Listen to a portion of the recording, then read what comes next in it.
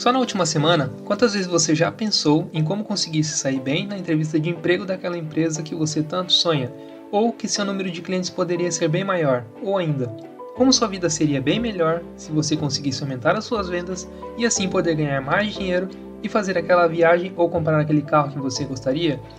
Ou então, dentro da sua casa mesmo, pense em quantas vezes você já tentou que seus filhos dessem mais importância aos estudos ou que pelo menos comessem comidas mais saudáveis sem você ter que ficar brigando com eles? Parece impossível que isso aconteça, não é mesmo? Lidar com pessoas é extremamente difícil, mas você já pensou também que quando você tem as técnicas certas e age de maneira correta, não importa onde você está ou com quem está falando, você pode influenciar as pessoas a fazer exatamente o que você deseja sem que elas ao menos se deem conta de que estão fazendo o que você quer e ainda se tornarem suas amigas? Sabe onde você pode aprender cada uma dessas técnicas? No livro Como Fazer Amigos e Influenciar Pessoas, escrito por Dale Carnegie.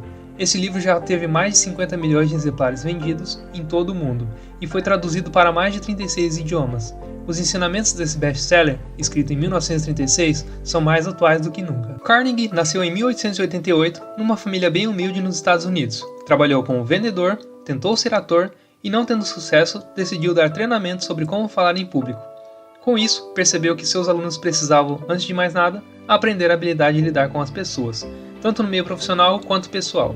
Daí surgiu a ideia do livro. Como fazer amigos e influenciar pessoas é de simples leitura, com muitos exemplos, resultado de 2 anos de pesquisa que o próprio Carnegie fez para escrevê-lo. Ele analisou colunas de jornais, artigos de revista, cortes de divórcio, trabalhos de filósofos e de psicólogos, além de inúmeras biografias e histórias de vida, desde Júlio César até Thomas Edison, passando por Abraham Lincoln, Theodore Roosevelt e Andrew Carnegie. Tanta dedicação tinha um objetivo: descobrir como grandes homens lidavam com pessoas ao longo da história.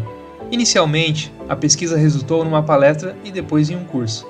Ao ter tantas pessoas interessadas fazendo seu curso, ele adquiriu muita experiência. Chegou a analisar mais de 150 mil discursos e realizou inúmeras entrevistas com figuras importantes da época. Unindo a pesquisa com a experiência, nasceu o livro Como Fazer Amigos e Influenciar Pessoas. O livro é dividido em 4 partes. A primeira ensina as 3 técnicas fundamentais para lidar com as pessoas. Na segunda, Carnegie apresenta as 6 maneiras de fazer as pessoas gostarem de você. Na terceira parte, são explicados os 12 princípios para conquistar as pessoas de forma que elas pensem da sua maneira. Por fim, na quarta parte, você vai aprender como ser um líder, mudando as pessoas sem ofendê-las ou deixá-las ressentidas, através de 9 ensinamentos. Para entender melhor tudo que Carnegie ensina em seu livro, imagina que você é o dono de uma rede de lojas. O setor de vendas não está obtendo os lucros que você sabe que tem capacidade de atingir, e portanto, você está perdendo dinheiro e não consegue realizar o seu sonho, que é expandir suas franquias. Uma pessoa, o gerente de vendas, é o responsável por este setor. Como essa situação poderia ser resolvida a seu favor? Primeiro, não fique criticando ou julgando a pessoa responsável. Sim, você sabe que ela está errando, sabe que ela poderia ser muito mais produtiva, sabe que poderia gerar muito mais venda do que tem hoje, mas mesmo assim, não a critique, muito menos faça isso publicamente. Lembre-se, não julgue se não quiser ser julgado. Segundo, coloque-se no lugar do seu gerente de vendas e busque compreender o que ele deseja. Com certeza, entre seus desejos está o de ser importante, ser reconhecido. Por exemplo, sendo responsável pelo setor de vendas, considerando o mais importante da sua empresa, ele deseja mostrar que é indispensável na função, que sem ele talvez sua empresa já teria falido. Deseja o reconhecimento do seu trabalho, mesmo que você saiba que agora ele não está correspondendo de acordo com o seu potencial, ou ainda deseja receber um salário um pouco maior. O que fazer então? Analise suas qualidades como pessoa e como seu gerente de vendas, sem julgamentos, e pense em elogios sinceros que você possa fazer a ele. Importante: seja sempre sincero em seus elogios, senão eles irão virar bajulação. E nesse caso, o efeito obtido será bem diferente daquele que você quer. Não bajule, elogie. Em terceiro lugar, compreendendo o que ele deseja, você irá falar com ele sobre o que ele quer, não falando o que você quer.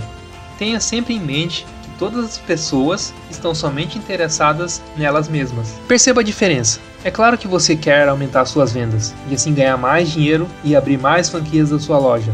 Mas seu gerente de vendas não tem esse mesmo desejo. Ele quer ser reconhecido e aumentar o seu salário.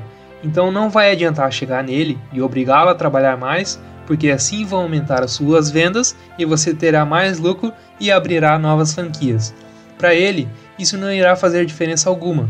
O seu salário será o mesmo todo mês e uma ameaça de demissão também não o fará ter medo de você, pois talvez ele possa pensar que ele conseguirá logo um novo emprego bem melhor. O que você conseguirá do seu gerente tendo essa atitude? Somente ter mais raiva de você, pode ter certeza. Então, procure sempre uma situação de acordo com o ponto de vista da outra pessoa. Olhe para o seu gerente analisando o que ele quer verdadeiramente. Dessa forma, você vai começar a entender como fazer essa pessoa gostar de você. E como você vai conseguir atingir o seu objetivo sem que seu gerente de vendas perceba que é isso afinal que você quer. Uma das maneiras é mostrar-se interessado nele. Trate ele sempre chamando pelo nome, porque é o nome de uma pessoa que o torna única em qualquer idioma. E converse sorrindo, cumprimente-o sorrindo, sinta prazer no que está fazendo e faça de uma maneira alegre. Lembre-se, para ser interessante, seja interessado. Ouça seu gerente, dedique atenção a tudo que ele está falando, não importa que ele esteja falando da sua vida pessoal ou fazendo reclamações sobre sua empresa. Busque ouvi-lo de maneira mais sincera possível. Respeite sua opinião para assim compreender suas motivações e atitudes, e não avaliar ou julgar. E caso ele sinta constrangido em falar, pergunte sobre assuntos que você notou que ele se interessa, como por exemplo, como estão seus filhos no colégio, ou como foi a festa no final de semana. Faça perguntas que a outra pessoa tenha prazer em responder para que ela se sinta importante. Agora, o passo seguinte é entender como conquistar as pessoas para o seu modo de pensar, agindo como um verdadeiro líder. Primeiro, jamais entre numa discussão, principalmente se você sabe que a outra pessoa está errada. Para que provar para o seu gerente que ele está sendo improdutivo? Se você iniciar a conversa nesse tom, o único resultado que você vai ter será uma discussão. E você não pode vencer uma discussão? Não pode, porque se perder, perdeu mesmo. E se ganhar, também perdeu. Por quê? Bem, porque você fez a outra pessoa se sentir inferior. E qual a vantagem disso, além de alimentar o seu próprio ego e provavelmente ganhar um inimigo? Isso mesmo, nenhuma. Então, o melhor meio de vencer uma discussão é evitá-la. Mesmo se ele estiver errado, não diga isso a ele. Se deseja provar alguma coisa, não deixe ninguém perceba isso. Faça-o tão sutilmente, com tanta habilidade que ninguém perceba o que você está fazendo. E se por acaso você percebeu que você errou em algum momento, reconheça o seu erro, antes mesmo de pensar em apontar o erro do outro. Existe um certo grau de satisfação em se ter a coragem de admitir o próprio erro. E quem admite os próprios erros, mesmo sem corrigi-los, conseguirá mais facilmente convencer o outro a mudar o seu comportamento. Se ainda existir divergências entre o ponto de vista de vocês, não force o seu gerente de vendas a concordar com você. Seja gentil. Lembre-se, gentileza gera gentileza. Faça-o compreender que você é amigo dele e está ali só para ajudá-lo. Destaque na conversa tudo aquilo que vocês estão de acordo, e assim você sempre obterá respostas afirmativas. E conseguir respostas afirmativas é importante desde o início de qualquer conversa. Outra maneira de agir é não dizer diretamente para o seu gerente que ele deve ter determinada atitude para mudar a situação atual da empresa. Não dê ordens, mas pergunte. Não envergonhe ele jamais e elogie o menor progresso e também cada novo progresso. Nós sempre preferimos sentir que estamos agindo de acordo com nossas próprias ideias. Gostamos de ser consultados sobre nossos desejos, nossas vontades, nossas opiniões. Deixe ele pensar que qualquer ideia que surgir seja dele, que você não influenciou e demonstre que você está de acordo com ela. Não há problema nenhum em não ter crédito em uma ideia. O que importa são as consequências positivas que determinado comportamento irá causar na sua vida. Quando for necessário fazer alguma crítica, primeiro elogie e só depois faça a crítica. Chame indiretamente a atenção para o erro e deixe claro que ele é fácil de corrigir. E isso será um incentivo para que ele realmente corrija o erro. E não use a palavra mas, use e.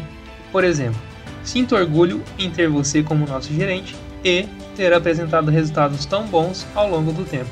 E tenho certeza que se continuar sendo esse excelente profissional, nossos resultados serão ainda maiores. Falando dessa maneira, ele não perceberá como crítica e se sentirá importante e valorizado, reconhecido pelo seu trabalho e terá vontade em manter isso.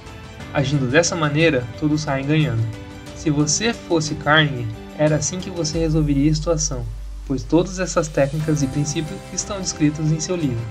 Ok, mas você deve estar se perguntando, como aplicar todos esses ensinamentos na prática? Bom, Isso você vai saber na semana que vem, na parte 2 do resumo do livro Como Fazer Amigos e Influenciar Pessoas. Muito obrigado!